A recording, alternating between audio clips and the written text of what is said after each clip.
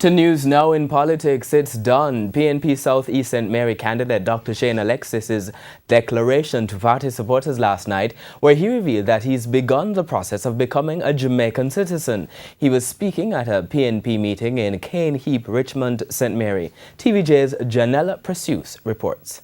The citizenship of Dr. Shane Alexis has generated much discussion since his nomination for the October 30 by-election. And so, at a meeting Wednesday night, Comrade Leader, today I completed my application for citizenship and I expect to be a Jamaican citizen in short order. With that out of the way, Dr. Alexis continued to stress his 12-point plan for the constituency, which includes the development of sports, agriculture, and the improvement of facilities at Onoto Bay Hospital. He's confident that constituents have bought into the plan, but he has a concern. A lot of people trying to frighten us and intimidate you and stop you from voting.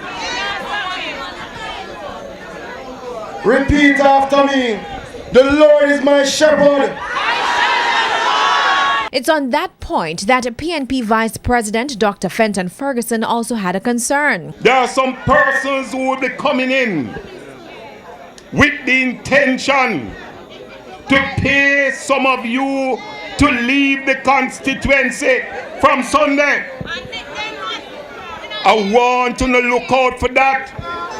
And I want the comrades look around and report to us any missing person, because we want you to be around on Monday for voting.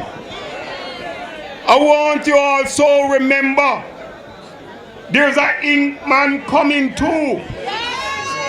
and I want to tell you it is illegal to vote from Sunday night. Meanwhile, PNP President Dr. Peter Phillips continued to accuse the government of vote buying, despite assertions by Prime Minister Andrew Holness and other JLP members that projects underway in the battleground constituency are not a result of the by-election. People will never fix road for 1.5 years.